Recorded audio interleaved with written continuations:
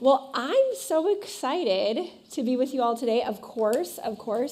And I'm also really excited to dive into this topic in particular. I think it's one of the most hopeful, helpful pieces of information, kind of fields of study right now, especially for those of us who are caring for vulnerable kids. But my job right now is to talk about what exactly is resilience. It's kind of a buzzword within the child welfare field, like many other terms that we kind of feel like we should maybe know what they mean, and at the same time we aren't really exactly, precisely certain of what they connote. So we're going to dive into that today, what exactly is resilience. And I want to start us off with a little story. Let's think about two girls, they're twins, they're 12, and they're riding down the road. Okay, they're riding. As their dad drives the car on a side street, they're not going overly fast, and a car turns the wrong way and runs into them. They afterwards have this minor accident, and they go to the hospital, and the doctor says, you're as good as new, you're fine. And one of them walks away from this accident and doesn't even remember it, really. It's kind of this minor memory if somebody brings it up. But for the other girl, she ends up not being able to get into a car and struggles to cross the street. She doesn't want to learn to drive. And it becomes this really dominant feature of her life, something that's kind of making decisions for her and is creating a lot of symptomology. These kinds of things happen all the time, right? We all know kids in situations that we think there's no way that they should succeed, and then they do. And then we know kids who have every advantage and yet still really struggle. And so the question is, why do some kids do better than we expect and some really underperform, right?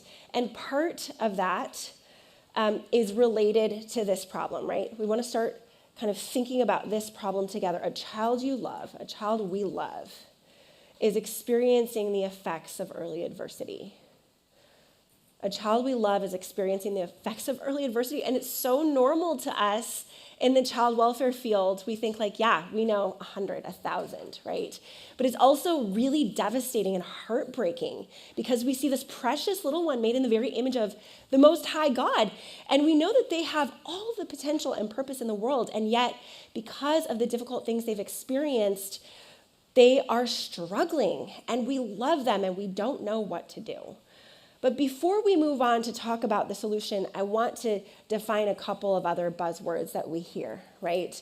We're going to kind of look at this idea of stress, adversity, and trauma. I don't know if you can see well, but that outer ring says stress. Now, stress is a challenge, a type of challenge that every single human being will experience and needs to experience to develop appropriately. We all need stress for human development, okay? And there's positive stress like giving a speech or scoring a goal in soccer, and there's negative stress like breaking a leg or an argument with a friend. But they're all very, relatable ideas, right? We've all experienced that.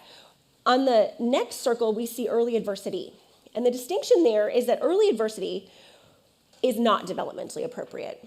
It requires children to respond in developmentally inappropriate ways as they experience these situations or circumstances.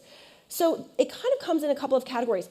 There are some types of early adversity that are kind of a fast forwarding of things that most people experience. So for example, the death of a parent. Most people throughout their lifespan will experience the death of a parent. That's very normal. It's abnormal to experience that at 3. Right? That's abnormal. Now, there's another bucket of early adversity, and those are the types of things that we would hope would never happen to anyone. Abuse, neglect, violence, exploitation. Those are types of early adversity. But what's interesting about early adversity is it's measurable.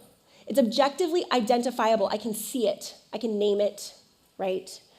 And then there's this other category in that inner circle, and that's trauma. And the distinction between early adversity and trauma is that trauma requires both adversity and a perception of threat. Now, typically that perception of threat is instantaneous and it is subconscious. So this isn't the type of thing where you're going to convince a kid, like, No, you weren't traumatized. It wasn't that bad. That is not useful.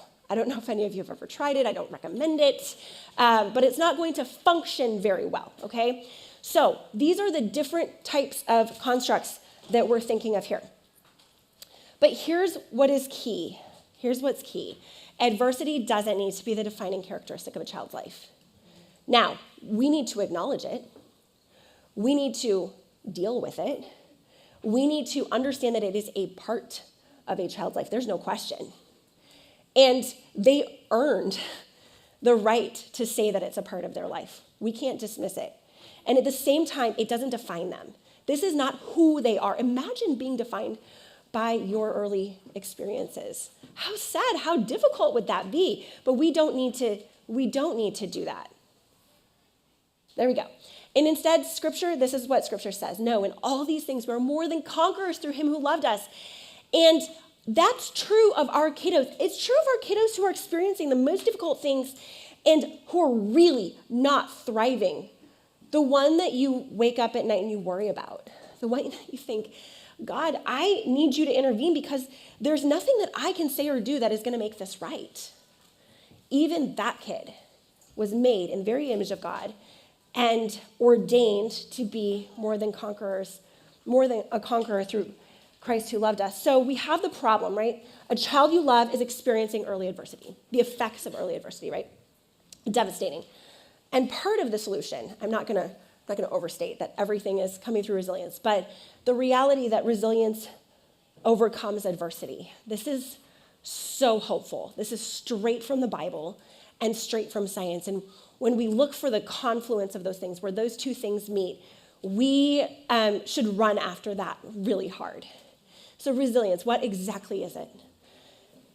So within the research literature, there's lots of different definitions, and they kind of all center around the same thing from different angles.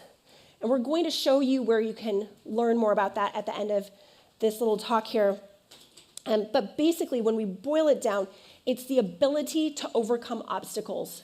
Resilience is the ability to overcome obstacles. And what's really cool about resilience is it's not just bouncing back to where you were before the difficult thing happened, but it actually is you're bouncing back and you're actually growing, okay?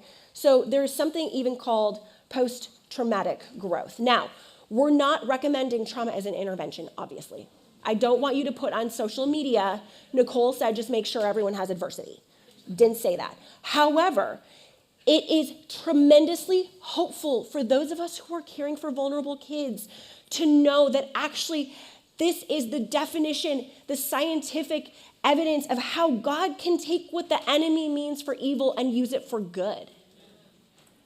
And we must hold to that promise, that scriptural promise and that scientific promise, that God is going to do much more than we could imagine in the most desperate of situations. No child in your care is too far gone. That is not his story for them. So when we think about resilience, resilience is a muscle. How do we start to think about building resilience? Resilience is a muscle. Now, I would love to be one of those people that can go to the gym and just kind of walk slowly on the treadmill and read my magazine and have a lot of, effect from that. It doesn't work that way, though. We actually have to carry heavy things, and it makes tiny tears in the fibers of our muscles, right? Okay, heavy thing. At the same time, we have to have the conditions for growth. The conditions for growth. If you don't have the nutrition, if you don't have the sleep, if you're living a super high stress, crazy life, it's going to be very difficult to build that muscle, right? The same thing is true with building resilience. We have a hard thing. It could be climbing a mountain, doing a very difficult project, overcoming something that is difficult to you, so it's personalized. And in order for that to have the positive effect that we talked about, we have to have the conditions for growth. And these are called protective factors, which we'll dive into in just a bit, okay?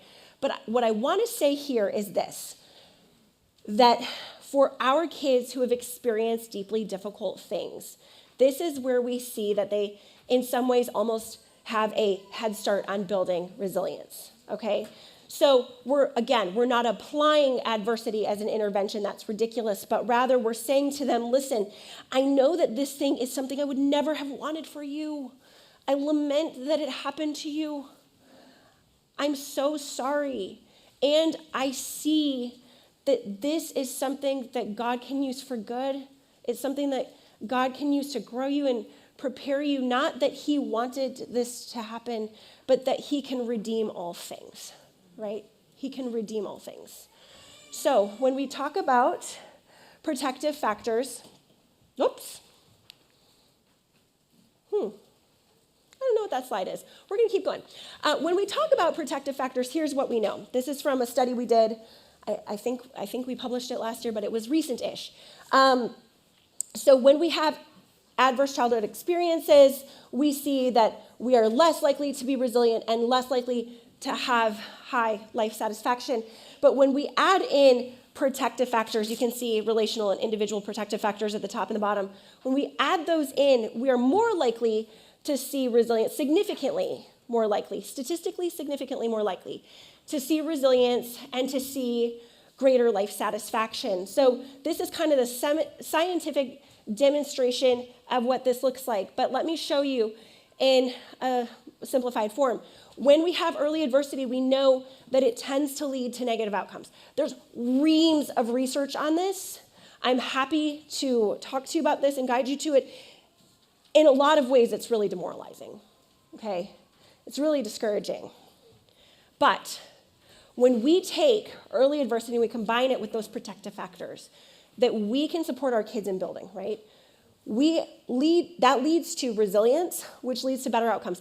In some cases, it actually can lead to better outcomes than kids who didn't have those experiences, okay? And that gets into a lot of nuance, and we can talk about that more in depth in the Q&A session. But this is a picture in a very simplified graphic form of hope and a part of the way. I don't claim to understand all of what God is doing in this by any means, but part of the picture of what God is doing to rescue and redeem and to remind of purpose and to leverage and to invite these kids into the story that he is writing as he's building his kingdom here on this earth. So protective factors, what are a few of them? So we kind of cluster them into three areas: individual, family, and community. You're going to be hearing about some of them today in some of the other presentations. But, there's all sorts of protective factors. You can see more in the resource we'll mention at the end, but future focus, problem-solving skills, optimism, faith, stress tolerance, family, competent caregiving, good parent-child relationship, emotional and tangible support, positive climate, community, quality education, extracurricular activities, medical care, safe neighborhood, simply not living in an area of geopolitical conflict can be a protective factor. So there's all sorts of protective factors that we can start kind of, for lack of a better way to put it, heaping on top of all those difficult things, right? We're going to essentially outweigh them. And here's the hope in all of this. The constellation, the recipe of protective factors can be different for every kid. You don't need to apply one specific type that only fits maybe in one culture or that only fits for, let's say, one gender or one age, right? There are all sorts of different options for helping kids to build protective factors. And by the way, these are not my opinion. These are all taken from research studies. These are all cited in the book that we'll mention. But here's one key concept as I wrap this up. Resilience is not magic. So here's what we don't do. It's not like when my toddler ate dirt and I'd be like, she's building her immunity. Actually, we must do our very best to limit a child's exposure to adversity. We don't allow it to continue and act as though it's no big deal because it's building their resilience. Not at all. We need to help stabilize them and bring them to a place of safety and security so that they can begin to maximize their development of resilience. However, at the same time, I'm missing a slide here, but I'm just going to tell you this. The good news is that this can be built at any age. Resilience can be built at any age. So much of what we hear is early intervention. And for those of you who are thinking, I'm working with teenagers, that doesn't help me. This is for you or for those of you working with adults who have been in care, or whomever, this is for you. So in summary, I want you to remember this. Our goal is to outweigh those difficult experiences, those early difficulties, with these conditions for growth. We're going to pile on those conditions for growth for our kids, and we're going to see them thrive. Now, adversity can become a minor footnote amidst an epic novel that is the story God has for your child. Thank you so much for being here.